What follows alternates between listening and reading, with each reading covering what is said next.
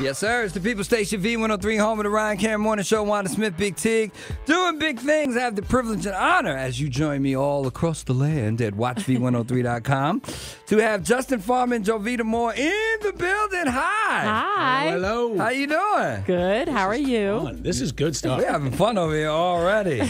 How you doing? Tigger, I got to ask you a question. Okay. So I'm hitting him with this cold, so apologies if this creates a situation. Okay. I have a 2.5-year-old at home. Nice. So you know what we're reading. Okay. So I need to know, is your name inspired by the character? Absolutely. Well, tell me the story. Story is, in college, this is a funny story. In college, there was a young lady affectionately known as Grandma.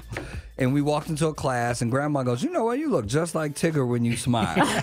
The entire class turns around and goes, "Yeah!" So all over the University of Maryland, College Park, I was Tigger. It stuck. It stuck, and I got my first radio situation way back when. And someone was like, "What do you want to be?" I was like, "I'll be Tigger." Right. Everyone knows me by that. And it works. It was funny. Real quick story. In '95, they used to have this thing called Vibe Live at Disney. Mm-hmm. So I kind of got the Matrix room. Come here, let me talk to you a minute by the Disney people. Right. Like, yeah, as long as you don't do anything crazy, there won't be any problems. But should you start making anything to make people think that Tigger is a problem, we'll come get you. Oh, really? Yeah. Wow. It was like the quiet, off-the-record Disney conversation. Right, right. So I've lived my life. Infringement. So you've kept it between Fear of the Disney. lines. Yeah. Yes, indeed. And good thing you didn't start off being little Tigger, because then you'd have to change it at some point, to big Tigger, Yes, indeed. So good. You started right off, as big Tigger. No, I was just Tigger, and Big came a little later. Okay, good. I was doing writing an article for a magazine, and then BET, and then radio. Somebody was like, "Oh, you're doing it big," and it was like, "Hey." Oh, gotcha, big Tigger. So these things are just organically grown. That's good though. That's how it happens. I have a great question. How'd you become Justin Farmer? Birth certificate. Nice, nice. Well, Justin and Jovita are here, ladies and gentlemen. We all watch WSB-TV. Y'all know what it is, Channel 2.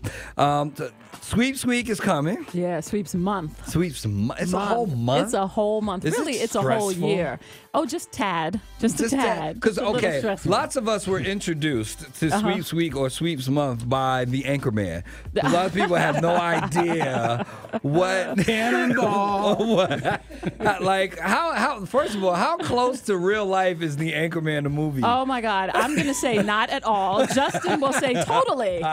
Justin will say it's totally like that, and I will say not at all. So y'all have little fights at lunch and stuff? That's one of those movies I've never seen. Really? No, I've never seen it. He knows I've never seen it. It's criminal that she has not I seen know. it. You have to watch that. Justin and 5 other guys at work, they quote scenes and lines from that movie.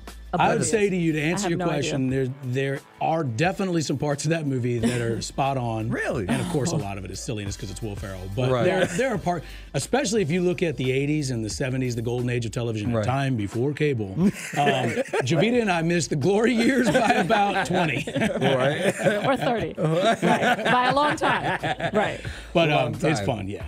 So we got Sweeps Month coming up, but tell me about some of the things that we can expect to see on your show as you anchor the news at 5, 6, and 11. We have, right, all day.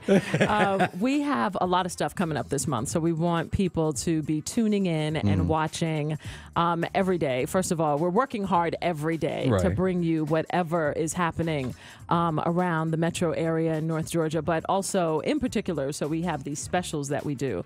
And, Mark Winnie is one of our veterans there at WSB. Right. So, of course, we've had a lot of police-involved shootings, and, you can always do the armchair quarterbacking, and folks can get out there and say, well, I would have done this and I would have done that. It's a very serious topic.